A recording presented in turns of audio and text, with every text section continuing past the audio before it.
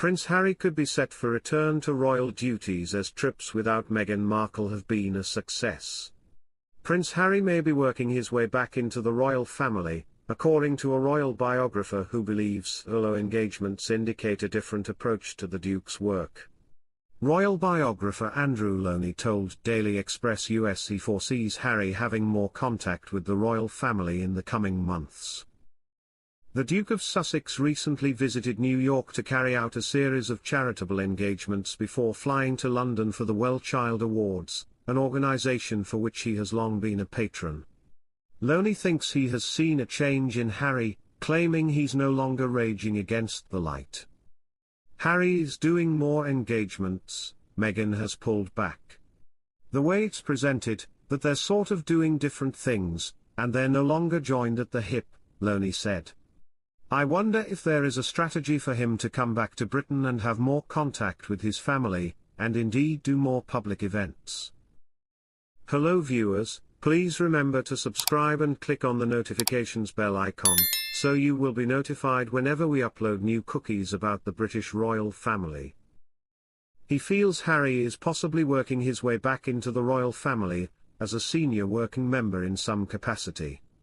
Last week, Harry made his way around New York City, packing 7 events into 72 hours.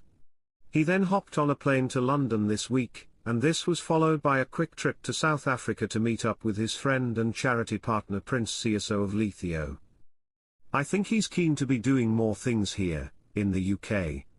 I understand he's more in touch with his old friends, and I think he's realizing, life can be kind of limited in California, it's not really the life he was born to, Lownie opined. Mr. Lownie added that Harry could even be allowed to resume his royal duties one day, saying, of course he can come back, even the Duke of Windsor, who was in exile, did come back, more and more, without Wallis. The royal biographer is referring to Edward VIII, Harry's great-great-uncle, who abdicated the throne in 1936 to marry his American sweetheart, Wallis Simpson, who was also an actress and married once before. They can stay together, but professionally, I think they look like they're going to do different things, said Lownie. Prince Harry is a court jester who shares key trait with his mother that makes William jealous. Prince Harry is a court jester who shares key traits with his mother, Princess Diana, something that leaves William feeling jealous, a former bodyguard has claimed. Harry has spoken at length of his love for his late mum and how the impact of her death in 1997 continues to haunt him. And it seems he is more like his mother than his brother, who seems to share more similarities with their father, King Charles. According to former Met Police officer Ken Wharf, he is similar to Diana in terms of how he treats staff and his generosity, reports Times of India. Wharf was the close protection officer for Diana from 1987 until 1993, having spent a year as bodyguard to both William and Harry. Giving an insight into the Duke of Sussex's character, he says, Harry was always the court jester as a child. People will say he's actually very fun to be with, he's very good in meetings, he's always mindful and careful of how he speaks to his staff, which was classic Diana. She was very generous, she was a gift giver. Harry is exactly the same. I do see similarities. It was that connection with Diana that, according to Wharf, made William envious. It is perhaps ironic that Harry felt he grew up in the shadow of his brother, who is a direct heir to the throne, while he is seen as a spare. William is known for his steadfast devotion to duty, much like his father King Charles, something likely to come from his own position in the line of succession. Writing in his memoir aptly titled Spare, Harry claims that when he was 20, he was told that after his birth in September 1984, his father had told his mother, "Wonderful. You have given me an heir and a spare. You have done your job." And he also mentioned the green-eyed monster, claiming William was jealous of his beard. The Queen had given Harry permission to keep his facial growth for his wedding in 2018, but he claims William ordered him to shave it off. William is also sporting a beard these days, following his brother's example. Prince Harry makes impassioned speech about breaking down stigma as he reunites with old friend on solo trip. Prince Harry reunited with his old friend, Prince Seeiso of Lesotho on Tuesday, October 1st, and gave an impassioned speech around a bonfire about the work their charity Sentebale has been successfully carrying out.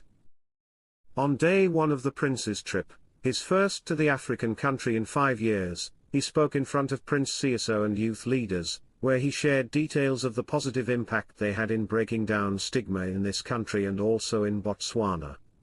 "We're hitting the targets, not just Sentebale but all of the departments are, and it's making a massive difference, and it is this surge of energy and optimism and the voice of young people ranging from 6 to 25, and the biggest difference of which really needs more work, is when people from the top start listening," he said.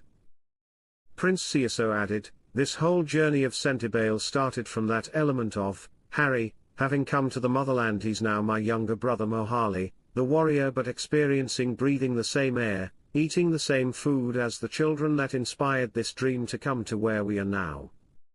But it is that deep felt need that we want, collectively, to make a difference in our lifetime, and not only in our lifetimes, but to leave a legacy and pass on the baton to the next generation. So that's why we are going out in all different angles."